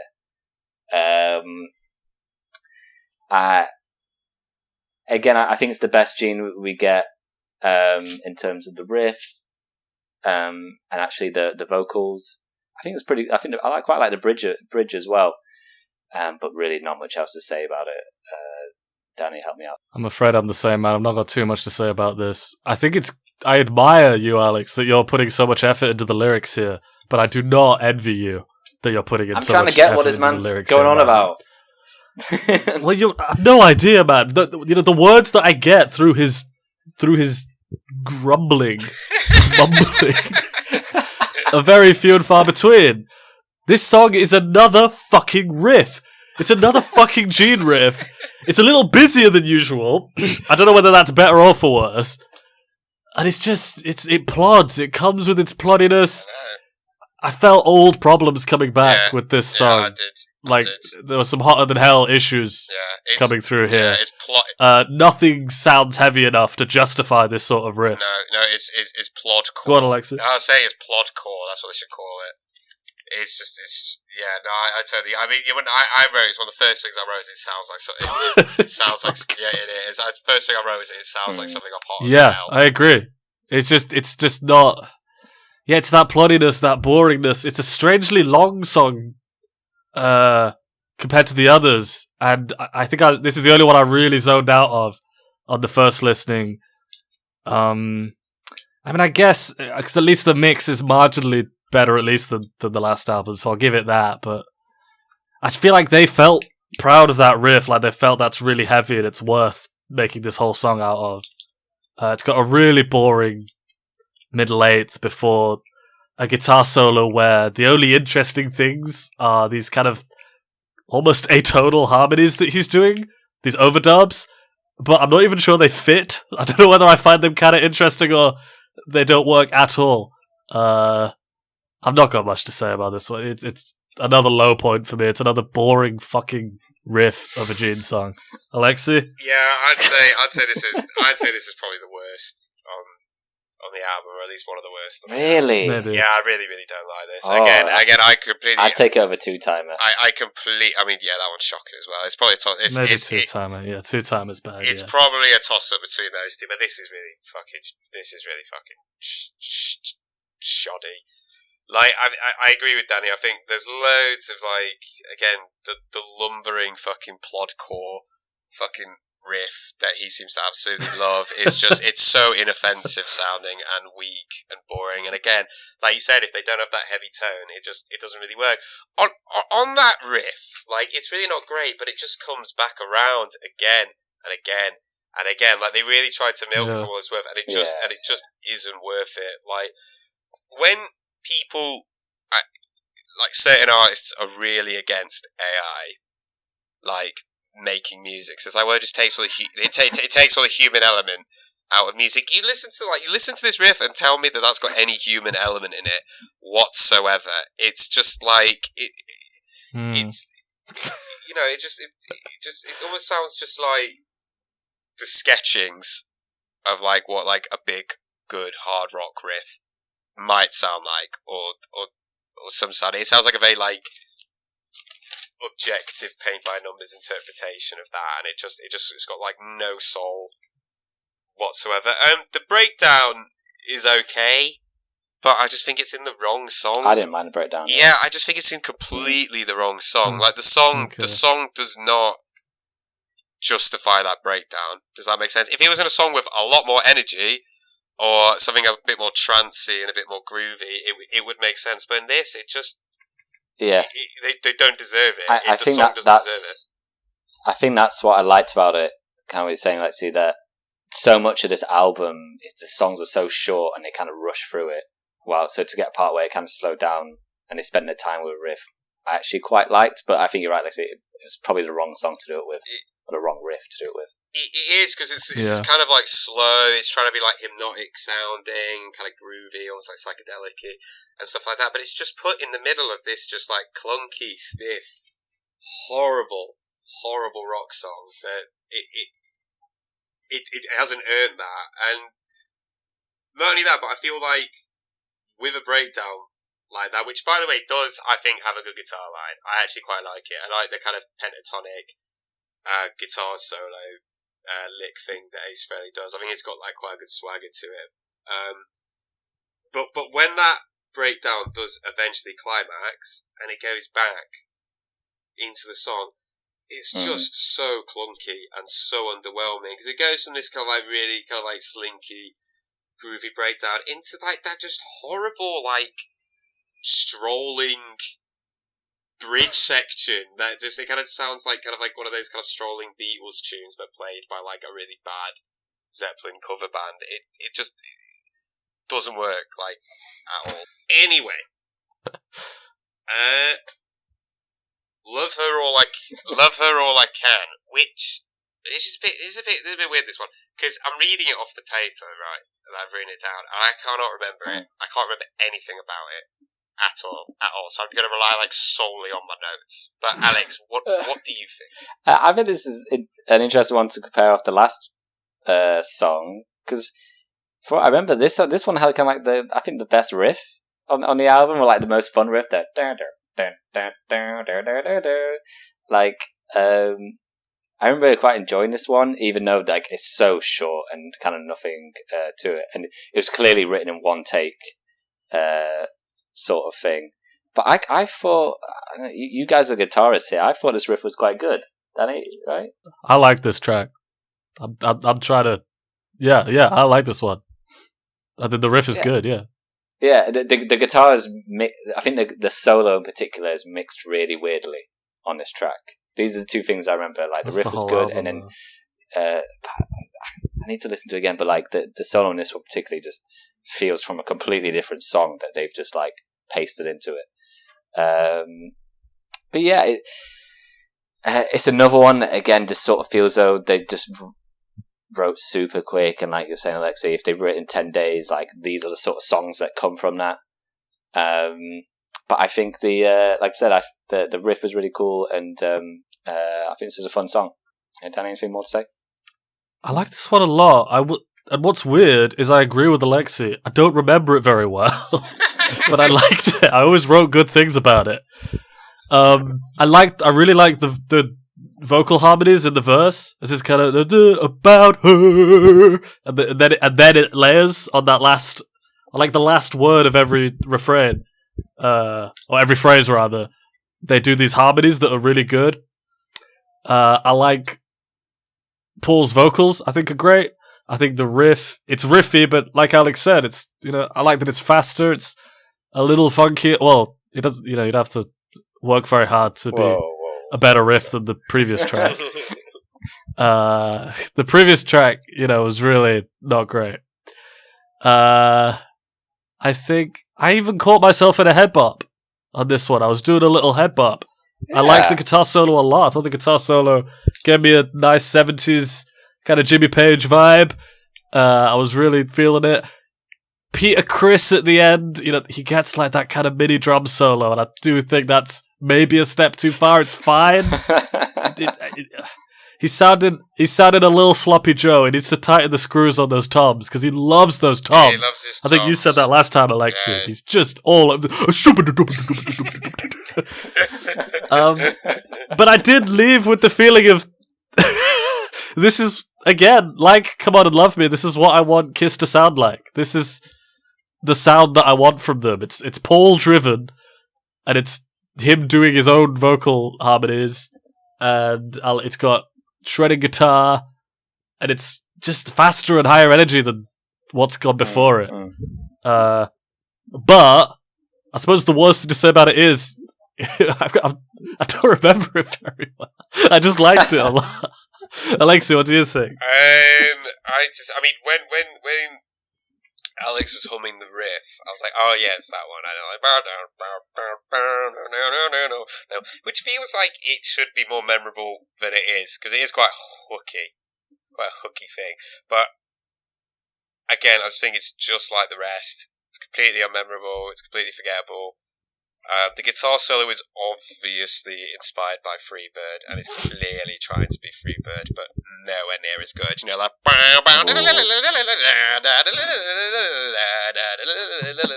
like that. And then when that bit resolves, it resolves in the most bizarre way. I don't know if you picked up on this. It resolves like on the offbeat. It doesn't quite conclude where it's naturally like. Was it? No, I didn't pick up on that. No, yeah, like listen to it. It's so clunky. It sounds it sounds fucking rubbish. But like, it's one of those things where he clearly wasn't on purpose. But however, I do think, like, I agree. I think the playing from Peter Criss is a lot tighter. Like it's a lot tighter. I feel like with the last record, we were talking a lot about how his fills will take off fine, but he just will not land them properly at all. Like they'll start fine, and then he'll just finish, and you'll be so tantalizingly close to being in time, and then he'll just fuck it up right at the end. There isn't much of that on this record, and he does do a good job in the song. You know, I do think the crescendo is so close to working, like it is so tantalizing, but then it just falls flat right at the end. Bar that though. Nothing really to say. I'm quite surprised it's like your guy's favourite, or one of your guys' favourites, because I cannot see any differentiation between like this or like Room Service. They just sound like the same to me. Oh, see, I can very much. Because one's a Gene song and one's a Paul song. No, Room Service. Room Service is Paul. Oh, shit, you said, sorry. Room Service. See, that's telling about the early tracks on this album, man. To me, I'm with Alex. This album is backloaded. I think the first tracks, a lot of them blend together for me. Yeah, okay. No, I much prefer this to Room Service, but I don't know. Coming up, we've got the banger, Rock and Roll All Night and Party Every Day, the one and only. And I want to do a little bit, LOL backstory on this. So they said, basically, going into this album, that they needed to have like a rallying cry, like something that all their fans can get behind, hop on. You know, like Alex said, have people clapping, popping their hands in the air and stuff like that. And Paul had half a song, and Gene had half a song. Put the two together, just like Lennon and McCartney with Day in the Life. Bang! Here you go. We got this masterpiece. And guys, This is fan favourite. This is probably, I'd say, coming up thus far off the three albums. Not a big hit at the time, but if you were going to extrapolate a single track from this three album run, which is kind of seen as like a trilogy, sort of, this is probably the biggest song. Not necessarily this version, or when it came out, but the biggest song. So worth our time, respect, and care and attention. So, Alex, what do you think? Well, this one is a strange one for me, because it's, of all the songs we've listened to, this is like the one where I knew it going into it. I knew what to expect. At least I thought I did. So, but I didn't realize. Well, I had the live version in my head, which I'm assuming is the other version that you're talking about. Made it big. The live version, Alex, is off Alive. The album that comes out straight after this. That's what puts Kiss on the map, right? Okay. So that was puts them on the map. So this version, a bit like, I want to say, but maybe this is a bit sacrilege, a bit like the studio version of Smoke on the Water. Like, not the go-to. Well, that's it. And so when I heard it, I was like, oh, I know this one. And it compared to that Alive version, then it does feel a little bit flat. Particularly, like you could tell it is just made for a live audience. So it's just sort of that just before the chorus starts. like that is just the point where Gene or whoever goes, "Yeah, come on!" Like just before they get into the chorus. Like, and in the studio version, there's just nothing there, and so it does feel a little bit empty and flat. But this song, I think there's a reason to hit. It works. It's super simple. There's no sleaze to it. There's none of that Kiss sleaze. And they're just here to have a good time. I saw this that VH1 called it the 16th greatest hard rock song of all time, which you can have a think if I don't know about that. if that's accurate or not. Alec, I'm curious. Alec, do you have the rest of that list, or at least no? Do you have two songs that like precede it? Two songs when the 17th. When tell you what, when you guys are talking. Yeah, when you guys are talking, I'll bring it up. Could you find it? I want to know what it'd be. 16. I'll have a look for it. The only last thing I have really to say about this song, I like it. I think it plays into their strengths super well. Did anyone feel that the chorus is just slightly, when it goes into the chorus, like there's like a little, it sounds a little bit off, or it sounds like it jumps in like a little half step. Too soon. I need to listen to the live version, but it sounds slightly off from what I remember the song being. Like it comes in just like a half step sooner than I expect all the time. But we'll get back into that. Guys, I just want to rock and roll all night. Danny, do you? Well, yeah. Sometimes, maybe not all night, and only some nights, but. I think this is also the only song that I knew going in, and I have some sort of weird faux nostalgia for this song. In like a kind of, it makes me think of a time when I wasn't alive, and my idea of like late 70s rock in America, and going to a Kiss concert and having a great time. But. Yeah, I really struggle to talk about this one correctly. I think it's amazingly tame still, even for the band image and the brand that they're going for. It is so tame. Yes, it's so simple. It's kind of boring. It's very little happens in this song, and a lot of that is why it works. I think you said something similar, Alex. Like it's this kind of lack of ambition. Like they're not overshooting on this song. They're able to pull off this sort of song. It's very much within their grasp, this song. But I also do feel like it's not as it represents the band very well in the I think we've mentioned it before. This is a band that it's very fake it till you make it. They are not as famous as what they say. And I feel like the same goes for this song. This song actually, I don't think it's that important. The history of rock music, it's not. I don't even think it's even that famous. I don't think my parents would know this song if I played it to them. I don't think they've ever heard it. And they were alive at the time. I think, but that represents the band Kiss. Like you said when we were talking about the first album, Alexei, it's like, how many Kiss songs could the average person even name? And I don't even think this is one of their biggest songs, and most people, I don't think they even know this song. But so do you think what it makes is harmless. This song different? Do you think what makes this song different, Danny, is that you could play it to your parents once, and then they will just know it because it's that simple, and it's that just sort of like, I don't know, that tune is just so, I don't know, universal. Right? That's probably true. To that. Yeah. No, I think that's probably true, but that's what I mean about it being within their grasp. They're not overshooting with this song. And this is Gene at his best vocally. Not to say he's good. Do not get me wrong. But he's able to. Paul still outshines him in the backing vocals. Maybe not. Maybe down the line we'll get some better Gene. But I think so far this is about as good as we get from Gene. It's just like I find it very hard to neither overpraise or overcriticize it. It's very, it is what it is.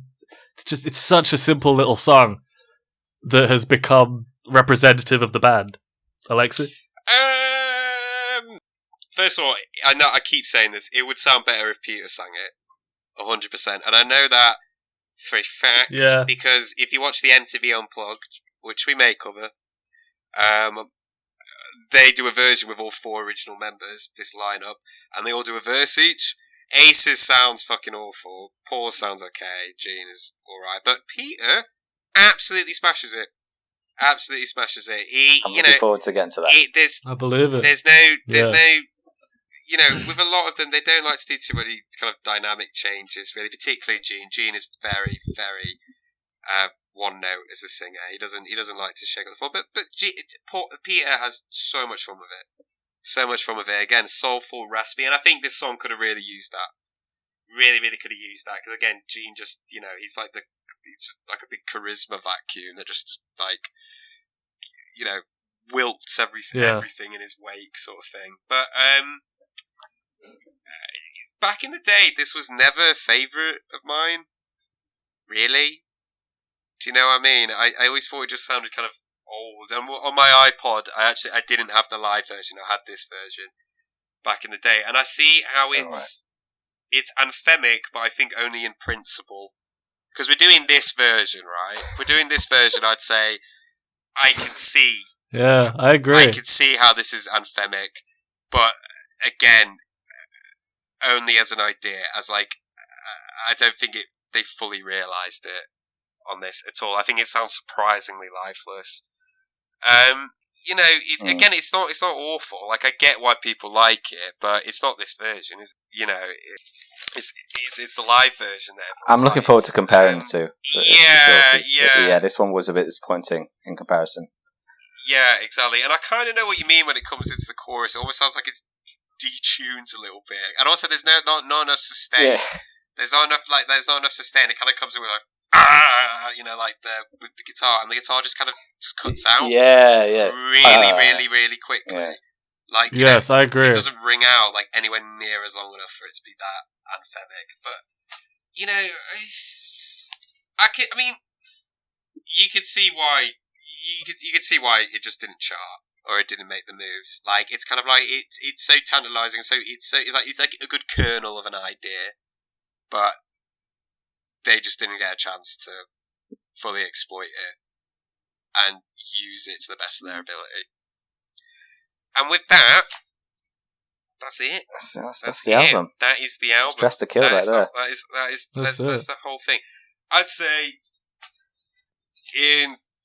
all in all, I think it's a lot less plodding. I think the performances are a lot tighter. Peter Criss's drumming has improved hugely, but I still think that it's more consistent. It's way more consistent than the previous two. But I think that standard that it hits and it consistently sort of holds isn't as good as the best songs of either of the two records. But I think universally, what we can agree on is it's the best produced, easily, by far. It's more consistent. It's not dynamic in the slightest, but it kind of hits a stride and it maintains that stride. In total, there are 2 songs. Yeah, I think. So I was just going to say that, like, I think with the last album, there were 3 songs I liked. With this one, there's kind of 1.5, which is I like Come On and Love Me, and I kind of like Rock and Roll All Night in principle. And on the first record, that has 3 bangers and like 2 like really good riffs like on it. This is just like I said, it's a 4 out of 10. It's a 4 out. It's consistently a 4 out of 10 from front to back, with sort of some ebbs and flows nearly there. Like She being the low point and Come On Love Me being the high point. Everything else just really neatly fits in the middle. I'm not sure this one, cause I think we can all agree that it's better than Hot in Hell. But Kiss, the debut album, does have high points, but it's Dressed to Kill doesn't have low points like the debut album as well. Like, totally agree. I like Strutter. and I like Black Diamond and all that. But we had Cold Gin and we had Juice and all the. Yeah, there's really sort of horrible songs. So I'm not sure where. No, Alex. To me, it's kind of on the same level as Kiss. No, Alex. I maybe agree. Better. And I'll say I agree with you. I think that as an album, like as an album listening experience, it is better than the previous two. Like it remained, like the consistency of it is better than the average song on both albums. However, it just doesn't hit the heights that the first album does on those three tracks. So what are we prioritizing? Danny, where do you think it should go? I think this album, obviously the mix is much better, even though there's still problems with it, especially to do with, guitar tone, and it really would still benefit from a better mix. I'm a little more willing to let it's a different time account for that here than the previous two. I think while it's more consistent, there's still, ups and downs on this album. But there were much more moments on this album, especially compared to the last one, where I thought this is what Kiss should sound like. This is what I want Kiss to sound like. And it would be easy on that note to overpraise this album. But, frankly, the last album was a mess. And the first one, if I'm honest, in my opinion, was embarrassing bar 2 or 3 notable exceptions. I think, yes, it has high highs, the first album, but you guys are forgetting Love Theme from Kiss. You guys are forgetting Kissin' Time. You're forgetting just these songs. Like you said, Alex, Cold Gin, right? You're forgetting Cold Gin. And all this. Yes, it's got 100,000 years. Yes, it's got Black Diamond. I think maybe I'm just getting used to it more. Maybe I just didn't hear as much of the lyrics on this album because that was a thing. But I do feel like this is better. There's still filler. There's still these annoying major key transitions in the choruses. But I feel like I heard less Gene taking over. Less Gene is better music when it comes to Kiss. And so honestly, when we talk about ranking it, I'm leaning towards putting this as the best of the three. I think we're all agreeing that Hotter Than Hell is the lowest. Oh yeah. I'm leaning towards putting this above, only because... Go on, Alex. I'm fine with that. I'm fine putting it number 1. That's kind of what I was thinking of doing, but I know I was a bit more positive overall on it than you guys. So, I'm. What do you say, Alexei? I'm struggling. I think it's number 1. I'm struggling. I think it's. I mean, yeah. As an album's listened to from start to finish. Yeah, it is the best. Like, it absolutely is the best. But I don't know. It's just so fucking average and boring. Not even average. It's like so close to being average. It's just but it is it's better than Hotter Than Hell. I guess it must be. It has to be, right? Surely. So my issue is Better than Hotter Than Hell. Yeah, because even the high points on Hotter Than Hell, which for me are Parasite, Mainline. Let's take Mainline out of the equation because that'll just cloud everything. So let's take that out of the equation. If it's Parasite and what was the other one? Was it Watching You? Yeah, Watching You. Like that. I agree with that. That really isn't enough to claw that album back at all, is it? Where I think you can justifiably make an argument that 100,000 Years, which, Mainline aside, let's take that, is probably, the best song so far. And it's, good, really good. I think that's, really good. And so is Black Diamond. I think Black Diamond. So it's, Yeah, I'll agree. It's tricky. I think, Alexei, it's very tricky. You're closer to thinking that Black Diamond and 100,000 Years are that much better in quality compared to everything we've had so far, that it might bring up the first album above this one. And I think me and Alex, while we agree that Black Diamond and 100,000 Years are way up there, probably the best two we've had so far of the 3 albums, I don't believe they're enough to bring up the rest of that album against Dress to Kill. Yeah, because it's kind of like the same measure that I did with Hotter Than Hell. So I'm alright, so those songs, is it enough to claw it back? and it isn't, right? So it's not on Heart of Hell. Like, those songs just aren't enough to claw it back. However, I feel like, though, I mean, I guess just putting it at number one is neither here nor there. We don't have to agree. No, is it? Well, yeah, No, but I think as well, just putting it at number one is neither here nor there, though, is it? Because it's like, it's still beating two pretty rubbish albums, you know what I mean, with a few highlights. Yeah. I mean, you got to look at it as an experience, right? So it's not like saying that it's like a fantastic album. 'Cause it's not. It's more bearable.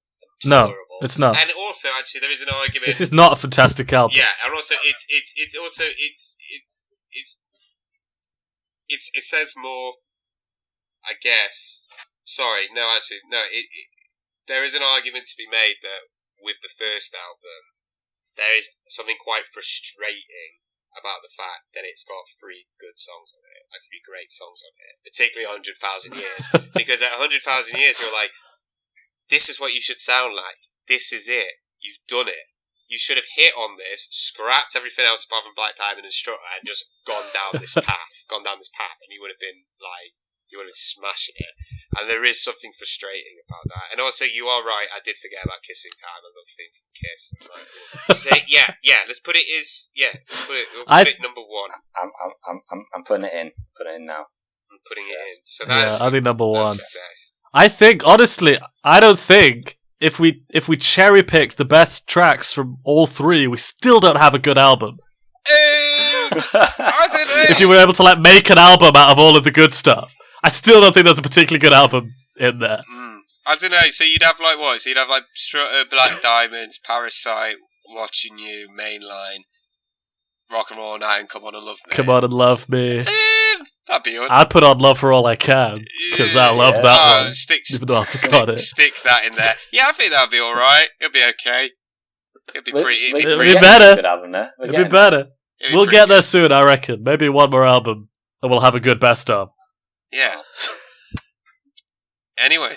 All right. Okay, all right. Well, that's it. That's Kiss. Next time we've got. Oh no, we got to end. No. We got to end. We got to end with Mainline. 1. Okay. 3, 2, ready? 3, 1. Mainline. Mainline. Baby, give it to me. Give it to me. Mainline. Ooh, yeah. I Mainline. can't believe how out of time that is. Okay, So I'm out of time. And we can stop recording. We can stop. Good night.